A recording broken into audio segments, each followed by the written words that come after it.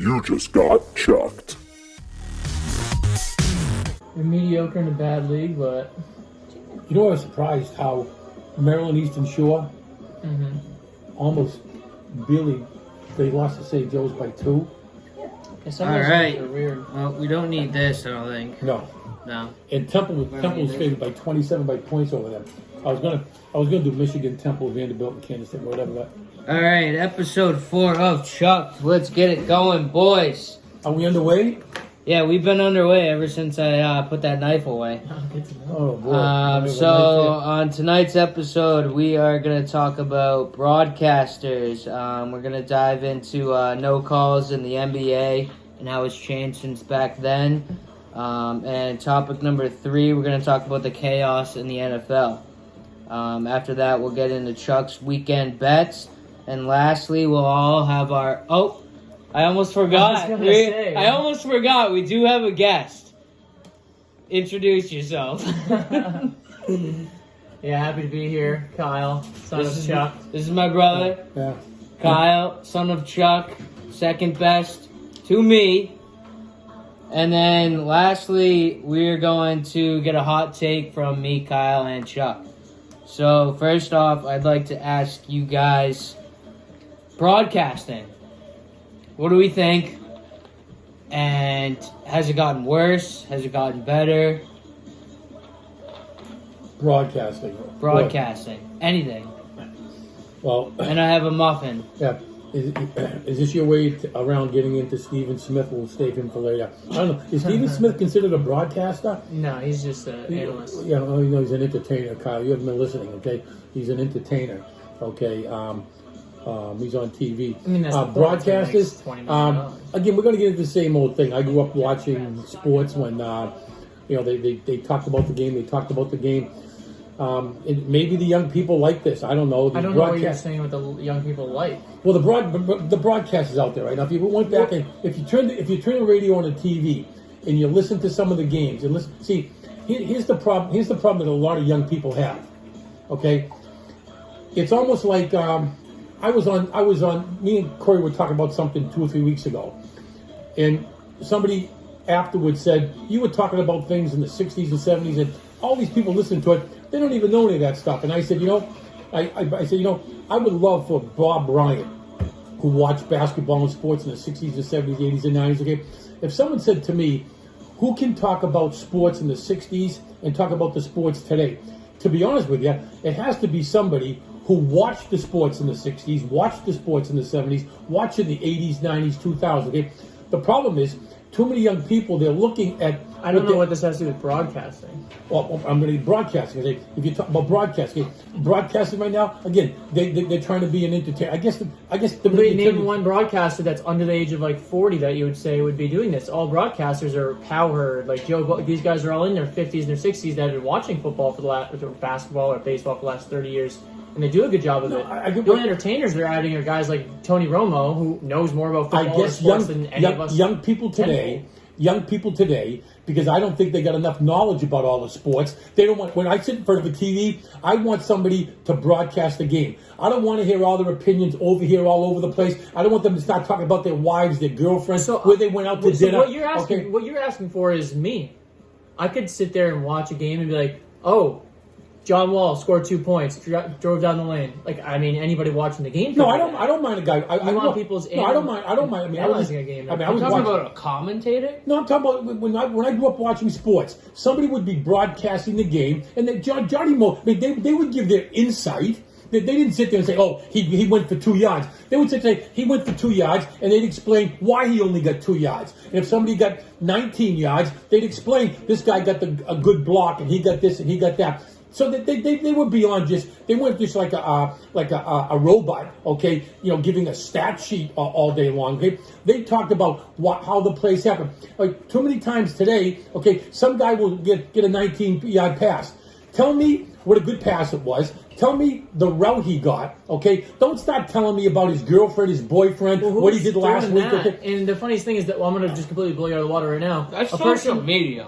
Yeah, you're comparing. I mean, social media is different than the guys that are actually commentating an NFL game or I mean, the best commentator broadcaster out there right now that probably knows more about sports than 99% of them in the country for any of the 4 major sports is Bill Walton.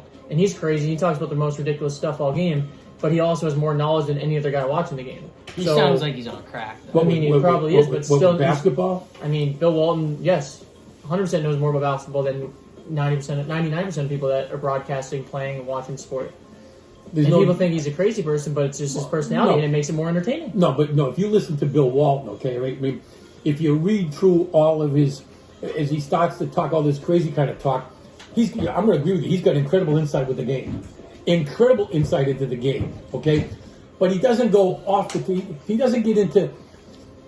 I'm going to say that too many times when someone's broadcasting a game, they get involved with social items about the players and their teams and how, you know what I mean? That's what I'm talking about. Bill Walton, okay? People may think he's a lunatic out there talking, okay? He's just a fun, loosey-goosey guy, says what he wants to say. But, I mean, through it all, his insight is incredible. It goes right back to what we've talked about all the time, okay? Whether it's media, whether it's a man giving weather on TV today. Don Kent used to talk about the weather, okay? He used to sit behind a desk. Now these guys are coming out. They're movie stars? Now they're coming out. They all think they're movie stars. Okay, they had their hair done. And, you know, this wardrobe is from this place. This wardrobe is from there. This is where the guy had his hair done and stuff like that. Okay, hey, that's what people want to watch. But let's get back. Let's get back to it again. All right. You know. Chuck, do you want me to do a shout out to Hairway to Heaven? You know, broadcasters. Okay. There are some broadcasters that are a little bit. Hey. Then you get the Johnny Most of the world. You get the Tommy Heinsohns, who I grew up watching. Okay, and they were just incredible homers. Okay, but Tommy. But what was great about that? They were such homers. They really created incredible controversy. Well, I mean, okay, because if you weren't from Boston, boy did you hate them. Boy did you hate them. Yeah. Although Tommy Heinsohn in his latter years did give a little bit more credit to the opposing teams. I think because he was going a little bit senile at the end there. Okay, but. No, you know, I mean, I don't know. What about Scal? Scal What do you say about him? Scal's a very good commentator. He's he played for the Celtics for the majority of his career, but he's a very normal, non-biased, talks about the game broadcaster. I don't think you've ever watched a Celtics game and ever heard him go off page with. I don't know. I think he's a little biased. Boyfriends. He's definitely a little biased. He's gonna pick the Celtics to win games, but I mean. No, but I'll go back to Scal again. Okay, all right. I would sit there and say, I can't listen to him. I'm gonna go off the beaten track here again. I'm waiting for Scal. If he's got such insight in basketball, when's he gonna turn around and sit there and say, when is the goddamn coach of the Celtics gonna grab Marcus Smart? I'm sick of him shooting threes. If he was a good commentator and he understood basketball, well, there's a difference between a commentator and someone that wants to state their opinion. He's a commentator. He's not supposed to be stating his opinion on the state of the team. He does that, he's probably going to get fired. I don't know. I hear someone drive to the hoop, and I hear him sit there and say, the guy was fouled. The guy was fouled. Where's the foul? Where's the foul? Where's the foul? Yeah, that's blatant. But then if he starts rashing Marcus Smart on national television or rashing the coach of the Celtics on national television, he's probably going to have a talking to the next day. So does he like the $2 million he's making in the year doing that? More than crapping on them? Probably. So what you're saying is, okay, I mean, I guess if you're a local broadcaster, a local team, okay, you've got to, you can't really speak your honest opinion, because I guarantee you, when the game is over and Scal's driving home with his wife or somebody else like that, believe me, he's sitting there saying, okay, I don't know what Marcus Smart is shooting these threes for. I mean, I'm sure he is. Yeah, and I got to catch myself again, okay, because trust me, Johnny Most, you think he ever said a bad word about the Celtics? No, never again, okay? I'm just trying to think that, Well, that actually brings us to the next topic, because the next topic was no calls in the NBA and how it's kind of relating back to the old timers. No calls in the NBA? Yeah. Have you been watching? Well, that's a recent topic. You were talking off air beforehand about how I haven't watched a lot of NBA games this year. Okay, the season's just got underway, and I guess the Hardens. I mean, I've said, you guys have listened to me for years. Okay, these guys drive to the hoop, okay, and you barely touch them, and they're getting called. All right. I mean, if you take the last 5, 6, 7, 8 years, I wish they'd go back into the film room and sit there and say, I didn't even touch the guy. These guys are throwing up 3-point shots and they're sticking their legs out and they're falling. Okay, so I'm happy, and I was hearing. Earlier tonight, I heard Stephen Smith. They were talking on television about how somebody recently just got the guy from Dallas. He got suspended for a game. Didn't he push it or whack somebody? No, it was Jokic from Denver. Okay, and I didn't actually see the incident. Okay, sorry, a little quickly. Okay, and they were saying, and then they were talking about who's the guy that used to play for the Knicks that was really some guy that played for the Knicks. He was just tough. They said he wouldn't even he'd get kicked out of a game. Bill Laimbeer? No, or Bill Laimbeer and some of those guys and some of those guys for the Knicks. Some of these old timers, okay, the way that they played, they were kiddingly sitting there saying they wouldn't, never mind make it through the first quarter, they'd probably get kicked out of the game during warm-ups because of what they did. I think back then, things that they got away with back then, they'd never get away with today. There's no doubt about it. Yeah. Right? But what Stephen Smith did bring up a good point. He said, I don't think you should be down there, okay, giving forearms to the head when someone's driving to the hoop, okay? But basketball has to waken up. It's become a little nicky-picky, a little Girl Scout game, okay, where you touch somebody. We should get back to bullying and fighting. This is in the NHL, fighting, and he said, hockey should get back to some more fights too. Yeah. It's kind of getting boring, okay? Basketball has to get away from the ticky-tack fouls, okay?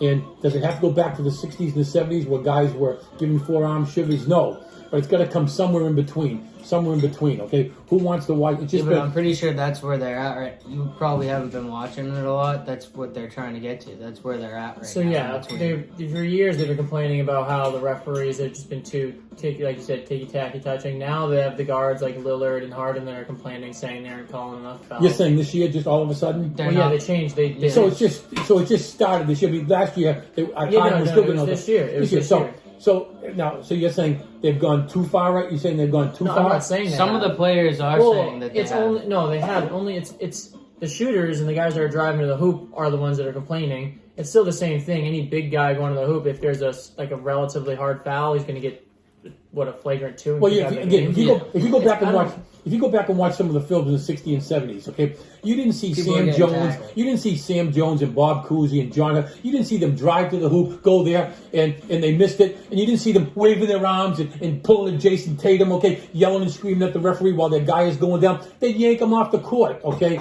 I think you should even go further. Jason Tatum really does If that. you're, oh no, Jason Do you think he Tatum. waves his arms around like that a lot? He has He's recently. kind of a bad Now, he has in the last couple of years got a Tatum reputation has about. been a softie. And recently. even the coach has made a mention to him a couple times this year, supposedly off to the side.